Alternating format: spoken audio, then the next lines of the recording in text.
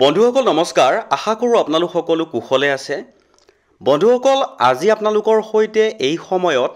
TET পৰীক্ষাৰ সৈতে জড়িত হেহতিয়া এটা ইনফৰমেশন যেটো প্ৰকাশ হৈছে আজিৰ এই ভিডিওটোৰ জৰিয়তে জনাবলৈ যত্ন কৰিম দেৰি নকৰাকৈ দেখুৱাবলৈ লৈ আছো চাওক টেট পাছ কৰা শিক্ষকসকলেহে চাকৰি কৰিব পাৰিব অন্যথা অব্যাহতি ল'ব লাগিব এটা গুৰুত্বপূৰ্ণ ইনফৰমেশনৰ বিষয়ে আজি আপোনালোকক জনাবলৈ যত্ন কৰিম বন্ধুসকল দেশৰ উচ্চতম ন্যায়ালয়ৰ এটা ৰায় হৈছিল অৰ্থাৎ এই যেটো ইনফৰমেশনৰ কথা আপোনালোকক অৱগত কৰিলো যে টেট পাছ কৰিলেহে চাকৰি কৰি থাকিব পাৰিব অন্যথা অব্যাহতি ল'ব লাগিব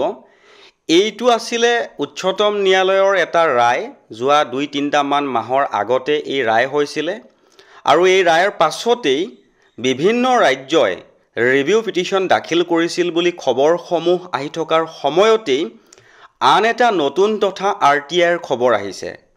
আজিৰ এই ভিডিওটোৰ জৰিয়তে আপোনালোকে বুজি পোৱাকৈ সহজ সৰলকৈ ইনফৰমেশন সমূহ আপোনালোকক জনাবলৈ যত্ন কৰিম বন্ধুসকল এইখিনি আপোনালোকক এটা সৰুকৈ অনুৰোধ কৰিছো যদি প্ৰথমবাৰৰ বাবে আমাৰ চেনেলৰ ভিডিওসমূহ চাই আছে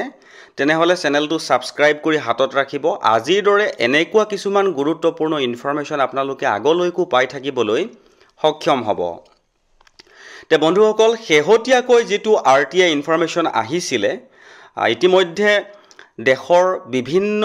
শিক্ষক সমাজ অৰ্থাৎ যিসকল শিক্ষকৰ 7 বছৰ 6 বছৰ এনেকুৱা এটা পৰ্যায়ৰ চাকৰি আছে অৰ্থাৎ 6-7 বছৰৰ পাছত তেওঁলোকে অৱসৰ ল'ব তেওঁলোকৰ মাজত যথেষ্ট উৎকণ্ঠাৰ এটা সৃষ্টি হৈছিল আৰু সেইখিনি সময়তেই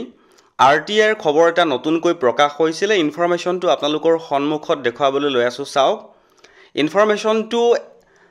যোৱা 27 নৱেম্বৰ তাৰিখে প্ৰকাশ হৈছিল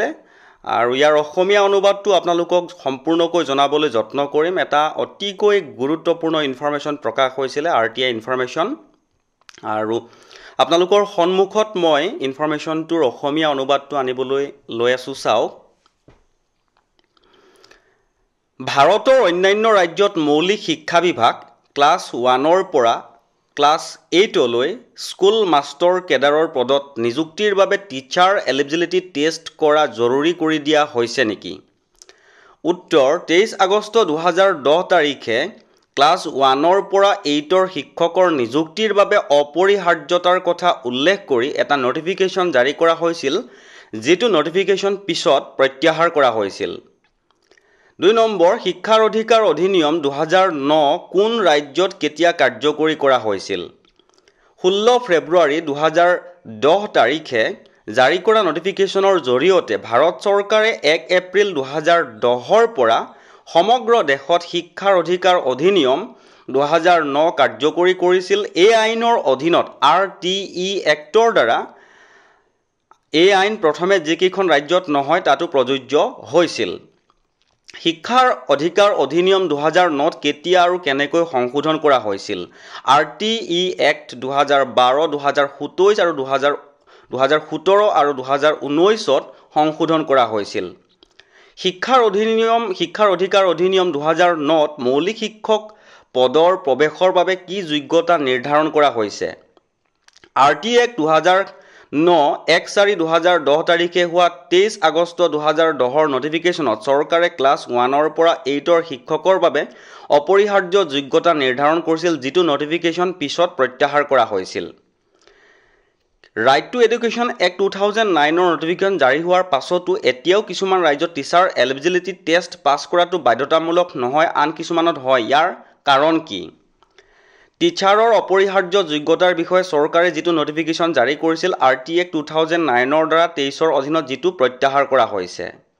কেন্দ্ৰীয় চৰকাৰে এতিয়াও কোনো প্ৰাথমিক বিদ্যালয়ৰ শিক্ষকৰ নিযুক্তিৰ বাবে টিচাৰ এলিজিবিলিটি টেষ্ট পাছ কৰাটো বাধ্যতামূলক ৰখা নাই কিছুমান ৰাজ্যই নিজৰ নিয়ম অনুসৰি টেট বাধ্যতামূলক কৰি ৰাখিছে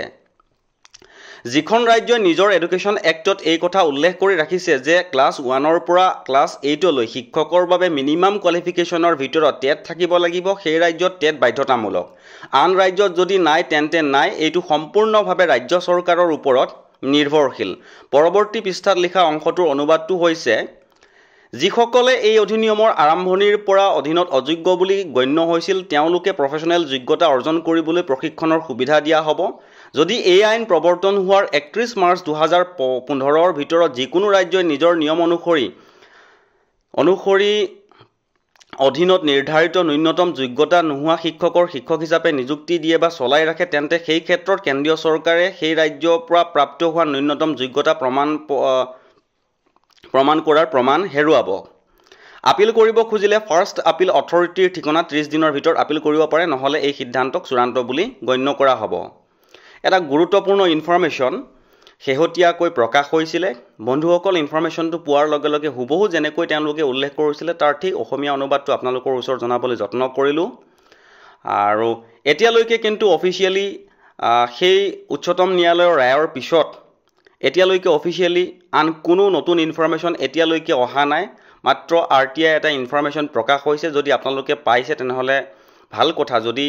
এতিয়ালৈকে আমি বিচাৰি পোৱা নাই তেনেকুৱা কোনো নতুন ইনফৰমেশ্যন আহিছে নেকি, আৰু আপোনালোকক এইখিনিতে জনাওঁ,